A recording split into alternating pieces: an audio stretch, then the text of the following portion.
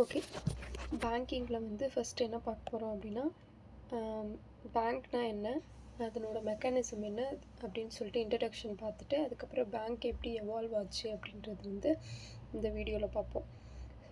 So first பேங்க்னா என்ன? பேங்க்னா financial இன்டர்மீடியேட்ரி. Financial இன்டர்மீடியேட்ரினா என்ன? இப்போது நிதி சம்மந்தமாக எந்த ஒரு விஷயமா இருந்தாலும் அதை எப்படி சர்க்குலேட் பண்ணுறது மார்க்கெட்டில், எப்படி வந்து அதை வந்து ரெகுலேட் பண்ணுறது, இது மாதிரியான எந்த ஒரு விஷயமா இருந்தாலும் அதுக்கு வந்து ஒரு இடைத்தரகராக வந்து பேங்க் வந்து நின்று எல்லாத்தையும் பார்த்துக்கும். ஸோ அதனால தான் வந்து பேங்க்கை ஃபினான்ஷியல் இன்டர்மீடியேட்ரின்னு சொல்கிறாங்க. இந்த பேங்க்கோட முக்கியமான வேலை என்ன? டெபாசிட்ஸை வந்து ஆக்செப்ட் பண்ணுறது.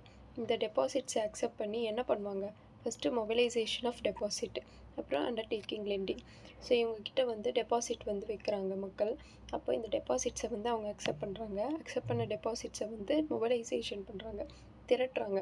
எல்லாத்தையும் ஒன்றா சேர்த்து அவங்க என்ன பண்ணுவாங்கன்னா, டெபாசிட் ரேட்டுன்னு ஒன்று வச்சுட்டு அதை வந்து அந்த நிதியெல்லாம் என்ன பண்ணுவாங்க, அந்த பணத்தெல்லாம்னா லெண்டிங்க்கு விடுவாங்க, கடன் கொடுப்பாங்க. மக்கள்கிட்ட இருந்து தான் டெபாசிட் அக்செப்ட் பண்ணுறாங்க. அதே மக்களுக்கு திருப்பி கடனும் கொடுக்க ஆரம்பிப்பாங்க. So undertaking lending. அப்போ அவங்க லெண்டிங் ரேட்டுன்னு ஒன்று ஃபிக்ஸ் பண்ணி கடனும் கொடுக்க ஆரம்பிப்பாங்க. ஒரு வேளை டெபாசிட் வந்து அதிகமாக இருக்குது பேங்க்கில் அப்படின்னா, டெபாசிட் ரேட் வந்து அதிகமாக இருந்துச்சு அப்படின்னா லெண்டிங் ரேட் என்னவாக இருக்கும் அப்படின்னா குறையும்.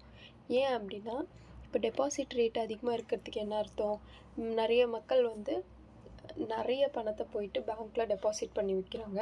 ஸோ அப்படி டெபாசிட் பண்ணும்போது பேங்க் ஒரு சர்டன் இன்ட்ரெஸ்ட் ரேட் வந்து அவங்களுக்கு கொடுக்கும். அப்படி அது ஒன்று. ஓகேவா? அந்த பணத்தை தான் வந்து எடுத்து பேங்க் என்ன பண்ணுவாங்கன்னா லெண்டிங் கொடுப்பாங்க, கடன் கொடுப்பாங்க. ஸோ கடன் கொடுக்கும்போது ஆல்ரெடி பேங்க்லேயே நிறைய பணம் இருக்குது.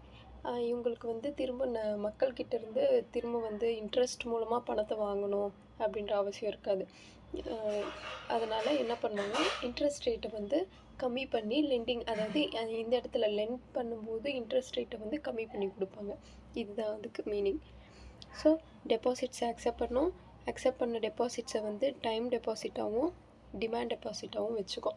டைம் டெபாசிட்னால் என்ன? நம்ம எப்போ வந்து இந்த டைமை ஃபிக்ஸ் பண்ணிவிடும். இப்போ 1 இயருக்கு நான் டெபாசிட் பண்ணிட்டேன்னா பேங்க் அந்த 1 இயருக்கு எனக்கு இன்ட்ரெஸ்ட் கொடுத்துரும். 1 இயர் கழித்து அந்த பணத்தையும் கொடுத்துரும். ஸோ அந்த மாதிரி டைமுக்கு ஒரு 1 இயர் 2 இயர்னு சொல்லிட்டு டைம் பீரியட் ஃபிக்ஸ் பண்ணி டெபாசிட் பண்ணுறது. இப்போது டிமாண்ட் டெபாசிட்னால் நம்ம எப்போ வேணாலும் போய் நமக்கு தேவையானப்போ போய் எடுத்துக்கிற மாதிரி. ஃபார் எக்ஸாம்பிள், நம்ம ஏடிஎம் யூஸ் பண்ணுறோம், நம்மளோட சேவிங்ஸ் அக்கௌண்ட், கரண்ட் அக்கௌண்ட்டை யூஸ் பண்ணி நம்ம டிமாண்ட் டெபாசிட் மூலமாக நம்ம பணத்தை வந்து எப்போ வேணாலும் எடுத்துக்கிறோம். ஸோ அதுதான் டைம் டெபாசிட், டிமாண்ட் டெபாசிட். இதை வந்து என்னென்னு சொல்லுவாங்கன்னா என்டிடிஎல். என்டிடிஎல்னா என்ன? Net demand time liability. இந்த கான்செப்டில் தான் பேங்க்கே இருக்குது. ஓகே. நெக்ஸ்ட்டு வந்து interest rate, deposit rate.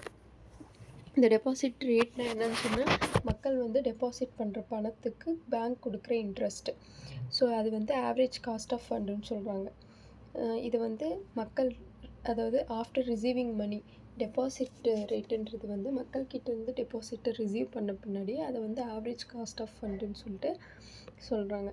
Next loans வந்து இது வந்து டெபாசிட்ஸ்க்கு கொடுக்குற இன்ட்ரெஸ்ட் ரேட். அதே மாதிரி லோன் லெண்டிங் பண்ணுறாங்களே, இப்போ இந்த டெபாசிட்ஸை தான் எடுத்து வந்து லெண்ட் பண்ணுவாங்க.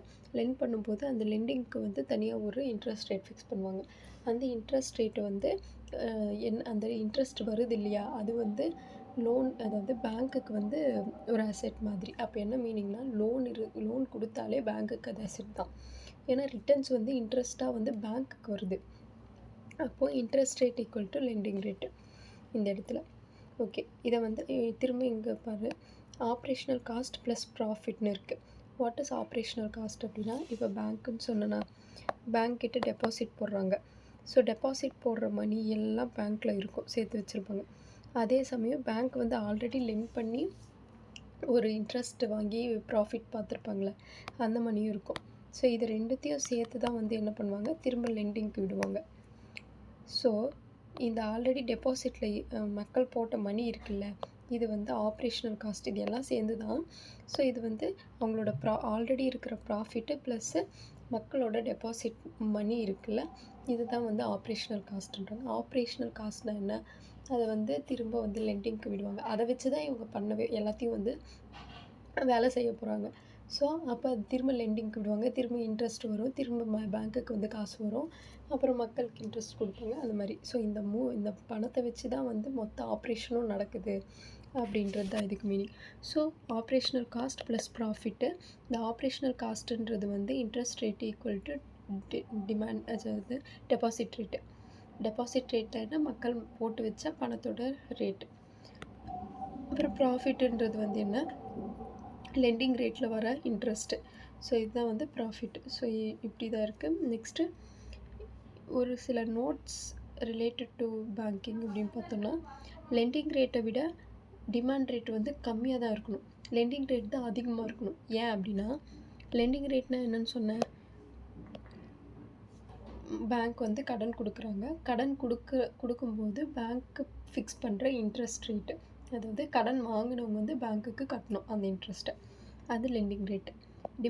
டெபாசிட் ரேட்னா என்னன்னு சொன்னேன், மக்கள் வந்து பேங்க்கில் போய் பணம் போடுவாங்க, அப்போ பேங்க்கில் போய் பணம் போடும்போது அதை போட்டு வச்சு, அதாவது பேங்க் வந்து இன்ட்ரெஸ்ட் கொடுப்பாங்க மக்களுக்கு. ஸோ அது வந்து டிமாண்ட் ரேட்டுன்னு சொல்கிறோம்.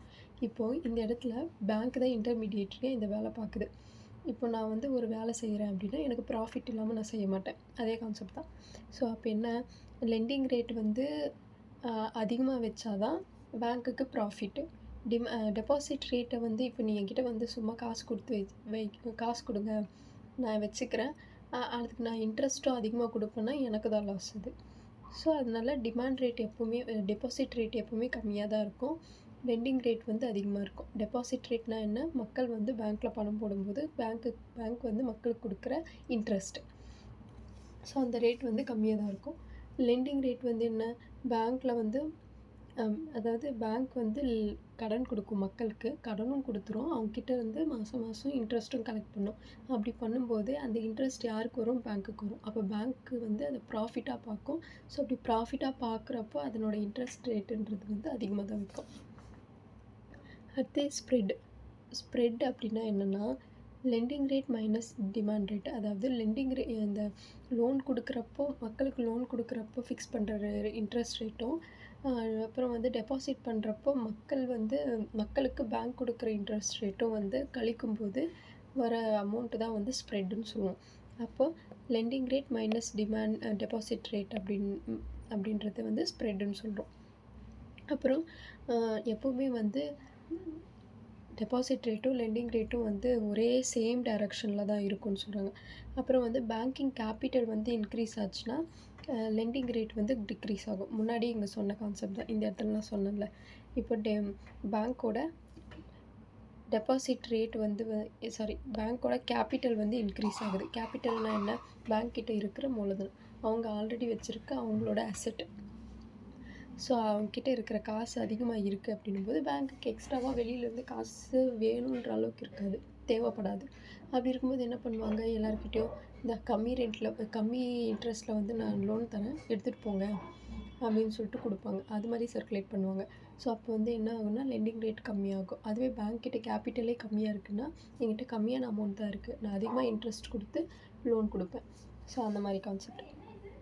Next, landing rate for long term loan greater than landing rate for short term loan. எப்போவுமே லாங் டேர்ம் லோனுக்கு வந்து லெண்டிங் ரேட் வந்து அதிகமாக இருக்கும், ஷார்ட் டேர்முக்கு கம்மியாக இருக்கும். ஏன் அப்படின்னா, லாங் டேர்மில் வந்து கேரிஸ் மோர் ரிஸ்க். ஏன் மோர் ரிஸ்க்னால், இப்போ ஒருத்தருக்கு லாங் டேர்மாக ஒரு லோன் கொடுத்துட்றாங்க, கொடுத்தவங்க வந்து ஒரு இண்டிவிஜுவலுக்கு தான், பேங்க்கை பொறுத்த வரைக்கும் இண்டிவிஜுவலுக்கு தானே இங்கே வந்து நிறைய கடன் கொடுப்பாங்க. அப்போது ஒரு இண்டிவிஜுவலுக்கு கடன் கொடுக்கும்போது அவன் வந்து அதை வந்து அந்த லாங் டேர்ம் பீரியடில் வந்து ஒழுங்காக கட்டுவானான்றது கேரண்டி இல்லை. நம்ம நிறைய டாக்குமெண்ட்ஸ் எல்லாத்தையும் வெரிஃபை பண்ணி தான் பேங்க் லோன் கொடுப்பாங்க. அப்படி கொடுத்தாலுமே எத்தனையோ பேர் அவங்களால கட்ட முடியாமல் எஸ்கேப் ஆகிறதுக்கு நிறைய சான்சஸ் இருக்குது. ஸோ அது வந்து ரிஸ்க்கை கேரி பண்ணும். அதனால் லெண்டிங் ரேட் வந்து ஹை ரிஸ்க் இருக்கிற இடத்துல அதிகமான லெண்டிங் ரேட் இருக்கும். அதே மாதிரி லெண்டிங் ரேட்டு ஷார்ட் டேர்ம் லோன்ஸ்க்கு வந்து லோ ரிஸ்க்குன்னு சொன்னாங்க. ஏன் அப்படின்னா, கொஞ்ச நாளில் வந்து அவன் எங்கேயும் ஓடிட போகிறதில்ல அவ்வளோவா அப்படின்ற கான்செப்ட் தான். ஸோ அவன் வந்து எங்கேயும் போயிட மாட்டான், ஈஸியாக வந்து ஒரு இன்ட்ரெஸ்ட் வந்து பே பண்ணுற மாதிரி இருக்கும், ஆனால் லோ இன்ட்ரெஸ்ட்டாக வைப்பாங்க. அதுதான். இது வரைக்கும் புரிஞ்சுதா? நெக்ஸ்ட்டு,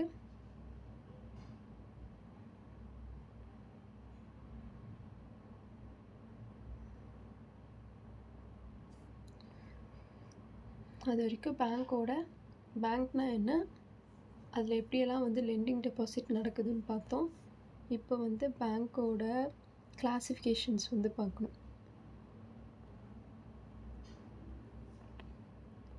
கிளாசிஃபிகேஷன் ஆஃப் பேங்கிங் அப்படின்னு பார்க்கும்போது பேங்க்கை வந்து ரெண்டாக கிளாஸிஃபை பண்ணுறாங்க. ஸ்கெடியூல் பேங்க்ஸு, நான் ஸ்கெடியூல் பேங்க்ஸ். ஸ்கெடியூல் பேங்க்ஸ்னால் என்னென்னா, ஆர்பிஐயோட ஆக்டுக்கு கீழே செகண்ட் ஸ்கெடியூலில் லிஸ்ட் பண்ணப்பட்ட எல்லா பேங்க்ஸும் வந்து ஸ்கெடியூல் பேங்க்ஸ். அந்த லிஸ்ட்டில் இல்லாத பேங்க்ஸ் எல்லாமே வந்து நான் ஸ்கெடியூல் பேங்க்ஸ். இவ்வளோ தான் டிஃப்ரென்ஸ் இதில். ஆர்பிஐ ஆக்ட் படி அவங்க செகண்ட் ஸ்கெடியூலில் இருக்கிற லிஸ்ட் பண்ணியிருக்கிற பேங்க்ஸ் எல்லாமே ஸ்கெடியூல் பேங்க்ஸு. லிஸ்ட் பண்ணாத பேங்க்ஸ் வந்து நான் ஸ்கெடியூல் பேங்க்ஸ். ஸோ ஸ்கெடியூல் பேங்க்காக இருக்கணும் அப்படின்னா 2 க்ரைட்டீரியா இருக்குது. என்ன அப்படின்னா, மினிமமாக இவங்களோட அக்ரிகேட் மணி வந்து எவ்வளோ இருக்கணும் அப்படின்னா, மோர் தென் 5 lakhs இருக்கணும். ஸோ 5 lakhsக்கு மேலே வந்து இவங்க ரிசர்வ் வச்சுருக்காங்க அப்படின்னா ஒரு பேங்க்கை ரன் பண்ணுறதுக்கான தகுதி வாய்ந்தவங்க அப்படின்னு அர்த்தம். அப்புறம் affairs of bank does not detrimental to the interest of deposit. So இவங்க வந்து இந்த பேங்க்கில் போயிட்டு டெபாசிட் பண்ணுறாங்க, அந்த டெபாசிட்டுக்கான இன்ட்ரெஸ்ட் வந்து பாதிப்படையுது, இவங்கக்கிட்ட போட்ட பணம் திருப்பி வராது, இவங்க ஒழுங்காக இன்ட்ரெஸ்ட் பே பண்ண மாட்டேன்றாங்க அப்படின்ற ஒரு டெட்ரிமெண்டல், அதாவது இவங்கக்கிட்ட டெபாசிட் போட்டாலே நம்மளுக்கு தீங்கு தான் வரும் அப்படின்ற ஒரு இது இருக்கக்கூடாது. அவங்கக்கிட்ட டெபாசிட் பண்ணாலுமே நம்ம ரொம்ப ட்ரஸ்ட் வர்த்தியாக அதை வந்து ரிட்டர்ன்ஸ் வரும் நமக்கு அப்படின்ற ஒரு அந்த நிலையில் இருக்கிற பேங்க் தான் வந்து ஸ்கெடியூல் பேங்க்காக இருக்க முடியும் அப்படின்றாங்க. ஓகே, இது 2 க்ரைட்டீரியா வந்து இம்பார்ட்டண்ட். இங்கே டெட்ரிமெண்டல்ன்ற வேர்டுக்கு தீங்கு விளைவிக்கக்கூடியன்னு அர்த்தம். இந்த இடத்துல வந்து நம்ம டெபாசிட் போட்டோன்னா நமக்கு அதுக்கேற்ற ரிட்டர்ன்ஸ் கரெக்டாக வந்துச்சுன்னா அது குட், வரலன்னா பேட். அப்படி வராத பேங்க்ஸ் எல்லாம் ஸ்கெடியூல் பேங்க்ஸில் வராது. Okay, benefits.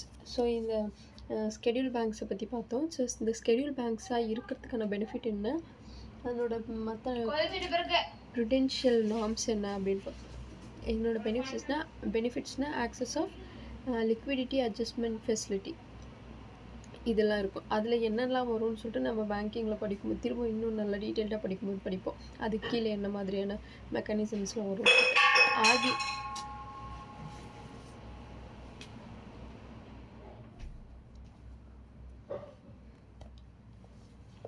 ஸோ ஆர்பிஐ தான் வந்து லெண்டர்ஸ் ஆஃப் லாஸ்ட் ரெசார்ட்னு சொல்கிறாங்க. ஏன் அப்படின்னா, இந்த நம்ம கண்ட்ரியில் இருக்கிற எல்லா கமர்ஷியல் பேங்க் வந்து எந்த ஒரு உதவினாலும், யார்கிட்ட பணம் இருந்தாலும் இல்லைனாலும் கடைசியாக யார்கிட்ட போய் நிற்பாங்கன்னா ஆர்பிஐ கிட்ட தான். ஸோ அதனால லெண்டர்ஸ் ஆஃப் லாஸ்ட் ரெசார்ட்னு சொல்கிறோம். வேறு என்ன ப்ரிடென்ஷியல் நார்ம்ஸ் இருக்குது அப்படின்னு பார்த்தோன்னா, உனக்கு charcoal CRR, SLR. CRR, SLR இதெல்லாம் என்னன்னு சொல்லிட்டு நம்ம பார்க்க போகிறோம். அப்புறம் பேசல் நார்ம்ஸ் வரும். இதெல்லாம் வந்து அவங்களோட மற்ற நார்ம்ஸ் அவங்க வச்சுருக்காங்க. அவ்வளோதான் கிளாசிஃபிகேஷன்ஸ். அதுக்கப்புறம் எப்படி எவால்வ் ஆச்சு அப்படின்றது பார்ப்போம்.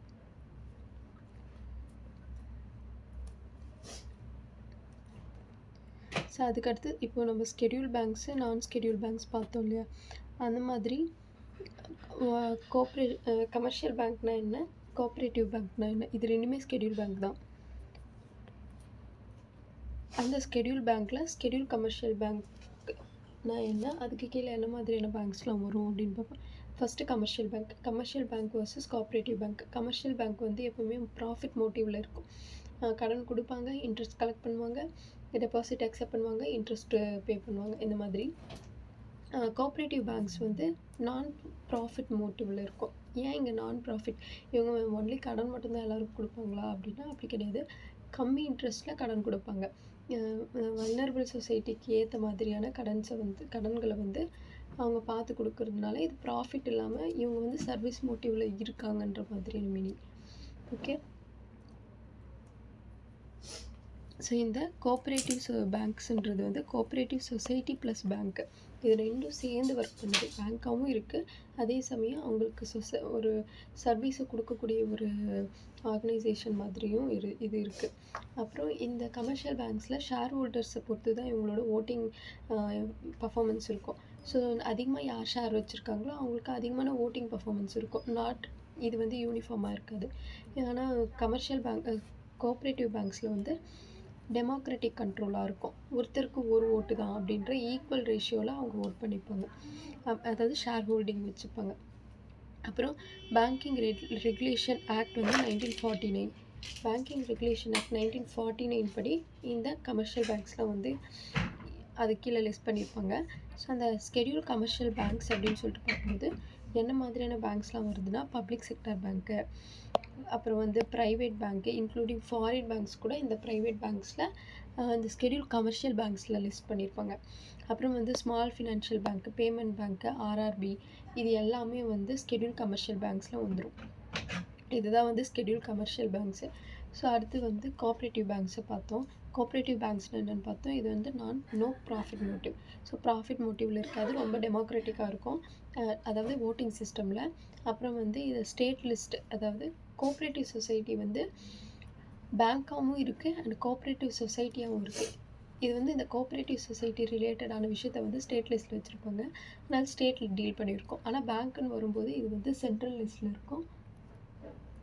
அதனால் இது வந்து ஆர்பிஐ, அதாவது இது சென்ட்ரல் கவர்மெண்ட் டீல் அதாவது ஆர்பிஐ டீல் பண்ணுற மாதிரி இருக்கும் பேங்க்குன்னு வரும்போது. ஸோ ஸ்டேட் லிஸ்ட்டு 7th ஸ்கெடியூலில் இருக்கிற ஸ்டேட் லிஸ்ட் 2ல் வந்து கோஆப்ரேட்டிவ் சொசைட்டியை ப்ளேஸ் பண்ணியிருப்பாங்க. இந்த கோஆப்ரேட்டிவ் சொசைட்டி பேங்க்ஸ் வந்து கஸ்டமர் ஓன்ட் என்டிட்டிஸ். ஏன் இது கஸ்டமர் ஓன்ட் என்டிட்டிஸ்னால், ஏன்னா இவங்க வந்து ப்ராஃபிட் மோட்டிவில் இல்லாமல் எல்லாருக்கும் கொஞ்சம் என்ன சொல்லுது, நல்லது நடக்கணுன்ற மோட்டிவில் இருக்கும், சர்வீஸ் மோட்டிவில். இந்த கோஆப்ரேட்டிவ் சொசைட்டி வந்து அர்பனில் வந்து under the purview of RBI, ஆர்பிஐயோட ப்ரிவியூ படி தான் இருக்கும். அப்புறம் ரூரல்லையும் இருக்கும். நெக்ஸ்ட்டு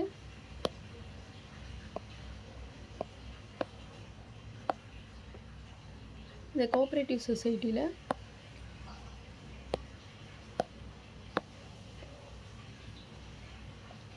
இந்த கோஆப்ரேட்டிவ் பேங்க்ஸ் வந்து முன்னாடி சொன்னேன்ல, இது வந்து கோஆப்ரேட்டிவ் சொசைட்டியாகவும் இருக்கும், பேங்க்காகவும் இருக்கும். இந்த கோஆப்ரேட்டிவ் சொசைட்டி வந்து ஸ்டேட் லிஸ்ட்டில் 7th ஸ்கெடியூல் கீழே வரும். ஆனால் இந்த பேங்கிங் வந்து பேங்கிங் ரெகுலேஷன் ஆக்ட் 1949 படி ஆர்பிஐ வந்து ரெகுலேட் பண்ணும். ஸோ இது வந்து டபுள் ஒர்க்காக இருக்குது. ஸோ ஸ்டேட் லிஸ்ட்டில் இருக்கும்போது ஸ்டேட் கவர்மெண்ட் வந்து ரெகுலேட் பண்ணுவாங்க, ஆர்பிஐ வந்து இதை பார்த்துக்கும். இவங்க 2 பேரும் சேர்ந்து தான் வந்து என்ன பண்ணுறாங்கன்னா இந்த கோஆப்ரேட்டிவ் சொசைட்டியை ரன் பண்ணுறாங்க.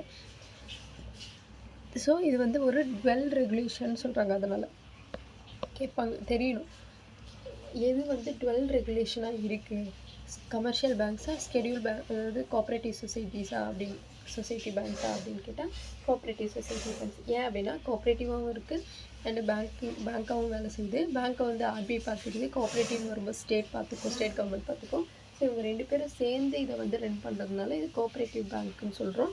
அண்டு ஆல்சோ இது டுவெல் ரெகுலேஷனாகவும் இருக்குதுன்னு சொல்கிறோம். அவ்வளோதான், இதுதான் வந்து கோஆப்ரேட்டிவ் பேங்க்ஸு. நெக்ஸ்ட்டு என்ன அப்படின்னா, எப்படி இதெல்லாம் பேங்க் வந்து எவால்வ் ஆச்சு, banking evolution of in India அப்படின்னு பார்த்தோன்னா, 1904 பிரிட்டிஷ் பீரியட்லேயே வந்து என்ன பண்ணியிருக்காங்கன்னா கோஆப்ரேட்டிவ் கிரெடிட் சொசைட்டி ஆக்ட்னு ஒரு ஆக்ட் போட்டிருக்காங்க.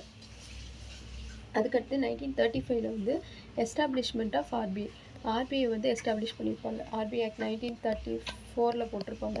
நெக்ஸ்ட்டு 35 வந்து அதனோட ஆக்ட்ஸ் அதை வந்து எஸ்டாப்ளிஷ் பண்ணி இது பண்ணியிருப்பாங்க. அப்போ ப்ரைவேட்லி ஷேர் ஹோல்டர்ஸ் பேங்க் அப்படி எஸ்டாப்ளிஷ் பண்ண புதுசில் வந்து கவர்மெண்ட்டோட மொத்தமாக அண்டர்டேக் பண்ணல.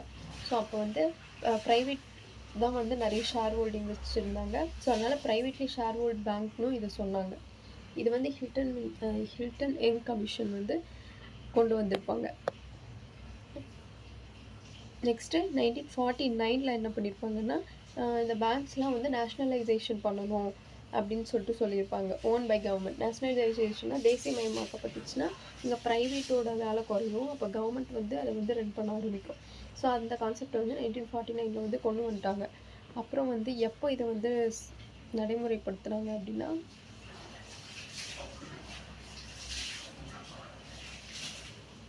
So 1955 enactment of SBI act. Enactment of SBI act கொண்டு வந்து என்ன பண்ணாங்கன்னா, சில பேங்க்ஸை வந்து இது கூட மெர்ஜ் பண்ணியிருப்பாங்க. ஸோ இந்த எஸ்பிஐ ஆக்டை வந்து அதை ஆல்ரெடி அது வந்து என்னது இன்னொரு பேங்க் சொல்லுவாங்களே, இம்பீரியல் பேங்க்குன்னு சொல்லியிருப்பாங்க. ஸோ அந்த இம்பீரியல் பேங்க்குன்றதை வந்து எஸ்பிஐ ஆக்ட் போட்டு அந்த எஸ்பிஐ அதாவது ஸ்டேட் பேங்க் அதாவது ஸ்டேட் பேங்க் ஆஃப் இந்தியா அப்படின்னு சொல்லிட்டு போட்டிருப்பாங்கல்ல ஆக்ட், அதுக்கு 1955 நடந்திருக்கும். நெக்ஸ்ட்டு வந்து 1969, இதுதான் முக்கியம். ஸோ இதுதான் வந்து first financial inclusion of India. ஏன் அப்படி சொல்கிறாங்க அப்படின்னா, நேஷ்னலைசேஷன் பண்ணணும் 1949 ஆல்ரெடி அவங்க யோசிச்சிட்டாங்க. நேஷ்னலைசேஷன் பண்ணி ப்ரைவேட்டோட பார்ட்டிசிபேட் கம்மி பண்ணி கவர்மெண்ட்டோட ஒர்க்கை வந்து அதிகமாகணும் அப்படின்றது அந்த ஆக்டோட கான்செப்ட்.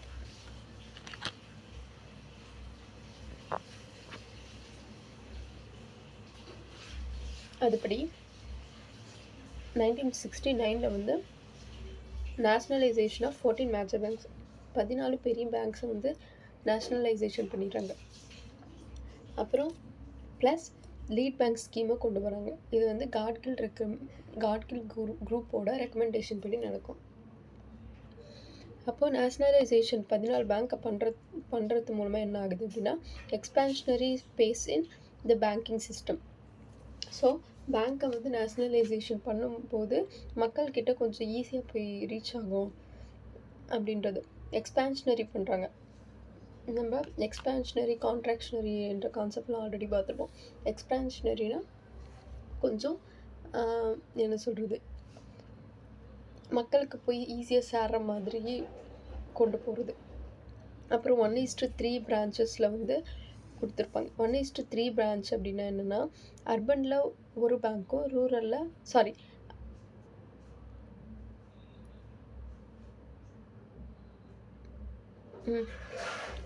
3 பேங்க்ஸையும் கொண்டு போகிற மாதிரி. ஏன்னா அர்பனில் வந்து இது மாற்றி சொல்கிறேன்னு நினைக்கிறேன்.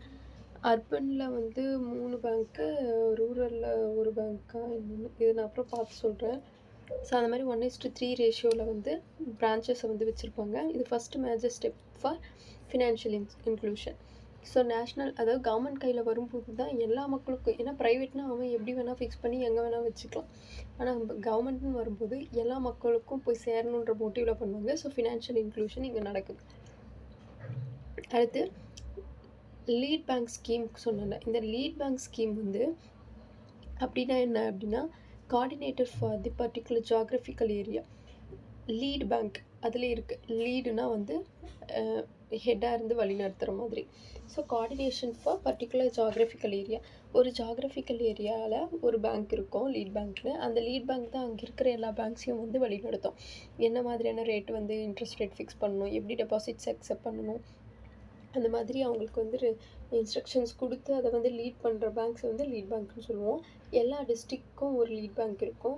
அந்த லீட் பேங்க் வந்து பப்ளிக் செக்டர் ஆர் ப்ரைவேட்டாக இருக்கலாம், ஏரியா அப்ரோச்சில் இருக்கும். இப்போ ஒரு டிஸ்ட்ரிக்ட்னு எடுத்துட்டோன்னா அந்த டிஸ்ட்ரிக்ட் ரிலேட்டடாக இருக்கிற எல்லா பேங்க்ஸையும் டீல் பண்ணிப்பாங்க.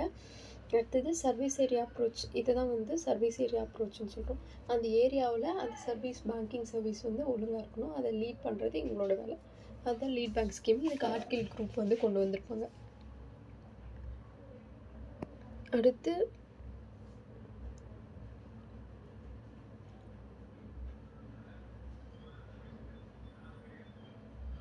நைன்டீன் செவன்ட்டி ஃபைவ்ல என்ன நடக்குதுன்னா, ஆர்பிஐ ஆக்டில் அர்பன் ஏரியாஸ் ஆர்பிஐ ஆக்ட் இல்லை, RRB act, regional rural bank act. Okay. So இது இப்போது ரூரல் பேங்க்ஸ்னு சொல்கிறோம். அந்த ரூரல் பேங்க்ஸ்னு சொல்லும்போது நம்ம ரூரலுக்கு மட்டும்தான் இந்த பேங்க் இருக்கும்னு நம்ம நினச்சிரும். அப்படிலாம் இல்லை, இது அர்பன் ஏரியாலையும் இந்த பேங்க்ஸ் இருக்குது. இது mixed of commercial and cooperative bank. Commercial பேங்க்காகவும் இருக்கும், கோஆப்ரேட்டிவ் பேங்க்காகவும் இருக்கும். இது வந்து கமர்ஷியலாக ப்ராஃபிட் மோட்டிவாக லெண்டிங் அக்செப்ட் பண்ணி டெபாசிட்ஸ் அக்செப்ட் பண்ணுறது, லெண்டிங் கொடுக்குறது, அந்த மாதிரி வேலைலாம் ப்ரொஃபஷ்னலிசமாக பண்ணுவோம். அண்ட் ஆல்சோ கோஆப்ரேட்டிவ் பேங்க், இது வந்து ஃபெமிலியாரிட்டி கொண்டு வரணுன்றதுக்காக கோஆப்ரேட்டிவ் பேங்க் என்ன பண்ணுவாங்க, லெண்டிங் ரேட்டை கம்மி பண்ணி இந்த வல்னரபிளாக யாரெலாம் இருக்காங்களோ அவங்களுக்குலாம் இந்த பேங்க் வந்து லெண்டிங் கொடுப்பாங்க. ஸோ அந்த மாதிரியான வேலைகளும் இந்த ரீஜனல் ரூரல் பேங்க் வந்து பார்க்கும். இது யார் ரெக்கமெண்டேஷன் பண்ணாங்க அப்படின்னா, இது எப்போ ரெக்கமெண்ட் பண்ணாங்கன்னா, நரசிம்மா ஒர்க்கிங் குரூப் ஆஃப் 1975 வந்து நரசிம்மா ஒர்க்கிங் குரூப் இதை ரெக்கமெண்டேஷன் பண்ணாங்க. எதுக்காக அப்படின்னா, அடிக்குவேட் கிரெடிட் அடிக்குவேட் கிரெடிட்னா போதுமான அளவு கடனை வந்து கொடுக்கணும் எல்லாருக்கும். ஸோ அது வந்து எப்படி யாருக்கு கொடுப்பாங்க அப்படின்னா அக்ரிகல்ச்சர், அப்புறம் அதர் ரூரல் செக்டார்ஸ், ரூரலில் வேறு எதனா செக்டரல் ஒர்க்கர்ஸ் இருக்காங்க அப்படின்னாலும் அவங்களுக்கு, அப்புறம் அக்ரிகல்ச்சர் பண்ணுறவங்களுக்கும் இந்த லெண்டிங் வந்து கிரெடிட் வந்து கொடுப்பாங்க. கிரெடிட்னா கடன் தானே. அப்புறம் central plus state plus sponsors bank. இப்போ இந்த ஆர்ஆர்பிக்கு வந்து எப்படி ஸ்பான்சர்ஸ் இருக்காங்க அப்படின்னா, சென்ட்ரல் வந்து 50% ஓன் பண்ணியிருக்கோம், ஸ்டேட் வந்து 15%, ஸ்பான்சர் பேங்க்ஸ் வந்து 35%. இவங்கெல்லாம் சேர்ந்து தான் இந்த ஆர்ஆர்பியை வந்து ரன் பண்ணுறாங்க. அப்போ லோக்கல் லிமிட்ஸ் வந்து கவர்மெண்ட் ஃபிக்ஸ் பண்ணுறது தான் அதனோட லிமிட்ஸ் என்னன்னு சொல்லிட்டு. ஸோ இதுதான் வந்து ஆர்ஆர்பி ஆக்ட் 1975 போட்டிருப்பாங்க. அது வந்து கோஆப்ரேட்டிவ் பேங்க்காகவும் இருக்கும், கமர்ஷியல் பேங்க்காகவும் இருக்கும். அது வந்து நரசிம்மா ஒர்க்கிங் குரூப் படி கொண்டு வந்திருப்பாங்க. இதனோட அல்டிமேட் எய்ம் என்னென்னா அக்ரிகல்ச்சர் அண்ட் அதர் ரூரல் செக்டருக்கு வந்து போதுமான அளவு கிரெடிட் கொடுக்குறது. ஸோ ஆர்ஆர்பியோட அப்ஜெக்டிவ்ஸ் அப்படின்னு பார்க்கும்போது கிரெடிட் அண்ட் அதர் ஃபெசிலிட்டி. இவங்க எப்படி கிரெடிட் பண்ணுறாங்க, கடன் எப்படி கொடுக்குறாங்க அப்படின்னா ஸ்மால் அண்ட் மார்ஜினல் ஃபார்மர்ஸ்க்கு, அக்ரிகல்ச்சர் லேபரர், அப்புறமா வந்து ஆர்டிசியன் கைவினை பொருட்கள் செய்கிறவங்க, ஸ்மால் என்டர்பிரனர்ஸ், இவங்களுக்கெல்லாம் வந்து இவங்க கடன் கொடுக்குறாங்க. இதுதான் ஆர்ஆர்பியோட அப்ஜெக்டிவ். வேறு என்னெல்லாம் இதுக்கு பண்ணுறாங்க அப்படின்னா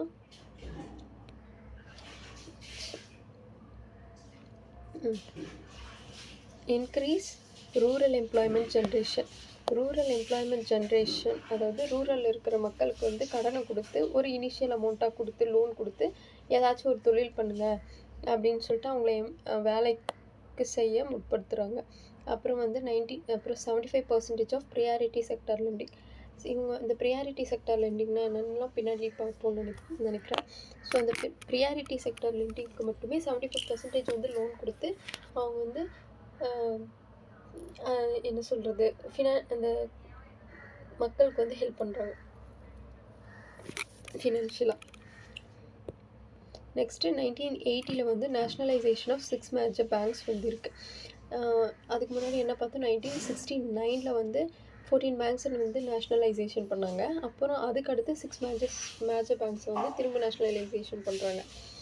அப்புறம் வந்து 1982 வந்து நபார்டை வந்து கொண்டு வராங்க. நபார்டுன்றது வந்து அக்ரிகல்ச்சர் ரிலேட்டடான ஒரு பேங்கிங். அது கொண்டு வந்துட்டதுக்கப்புறம் 1991 வந்து எல்பிஜி ரிஃபார்ம்ஸ். இது நமக்கு தெரியும். எல்பிஜி ரிஃபார்ம்ஸ்னால் என்னென்னா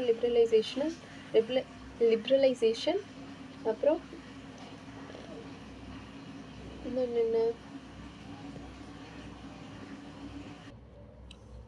அப்புறம் ப்ரைவேட்டைசேஷன், குளோபலைசேஷன். ஸோ இது வந்து கொண்டு வந்திருப்பாங்க. ஸோ வந்து entry to private sector banks. இந்த ரிஃபார்ம் கொண்டு வந்ததுக்கப்புறம் தான் வந்து நம்ம கண்ட்ரியில் ப்ரைவேட் செக்டார்ஸ்லாம் வந்து உள்ளே என்ட்ரி ஆகுறாங்க. ஸோ 1992 வந்து self help group bank linkage ப்ரோக்ராம்னு ஒன்று கொண்டு வராங்க. இது வந்து ஹியூஜ் சக்ஸஸ். ஏன் அப்படின்னா பேங்க் வந்து நார்மலாக என்ன பண்ணுவாங்க, லெண்டிங் டு இண்டிவிஜுவலுக்கு வந்து லெண்டிங் கொடுப்பாங்க.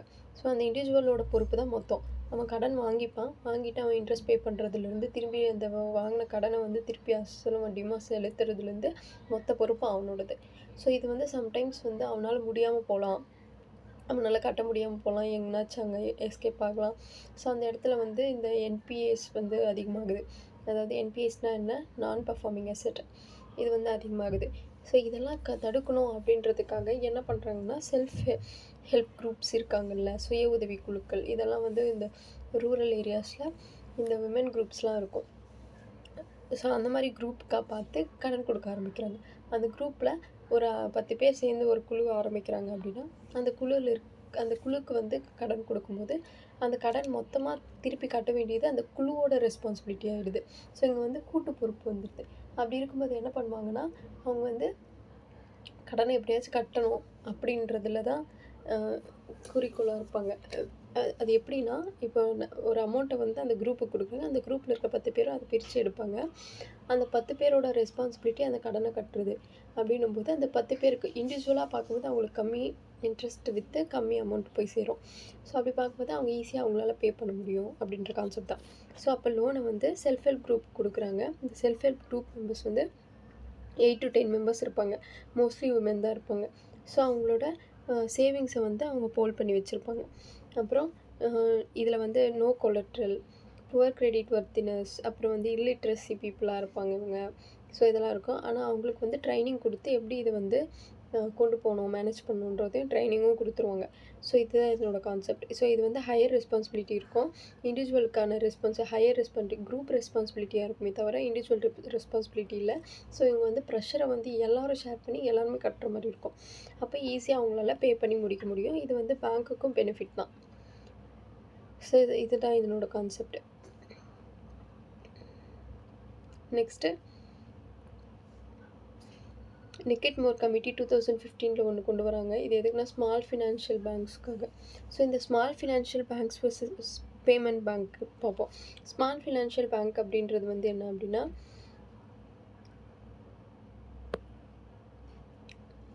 இது வந்து யாருக்கு வந்து கொடுப்பாங்க அப்படின்னா, reserved and unreserved section of society.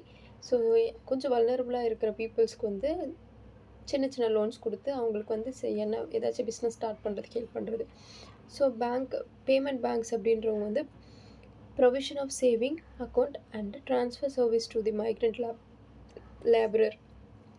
So என்னென்னா, வெளிநாட்டில் போய் வேலை செய்கிறாங்களே, அங்கே வெளிநாட்டில் வேலை செய்கிறவங்களுக்கு ரெமிட்டன்சஸ் வரும். அந்த காசு எடுத்துகிட்டு வந்து இவங்க இப்போ இந்தியாவில் வந்து இந்தியன் மணியாக மாற்றுறதுக்கு ஒரு ட்ரான்ஸ்ஃபரபிள் பிளேஸ் இருக்கணும். அந்த மணியை வந்து அதாவது மாற்றுறதுக்கு வந்து ஒரு பிளேஸ் இருக்கணும். அதுதான் வந்து இந்த பேமெண்ட் பேங்க்ஸ். இந்த பேமெண்ட் பேங்க்ஸ் கிட்ட போயிட்டு டெபாசிட் பண்ணி இவங்க இந்தியன் கரன்சியாக வந்து எடுத்துக்கலாம்.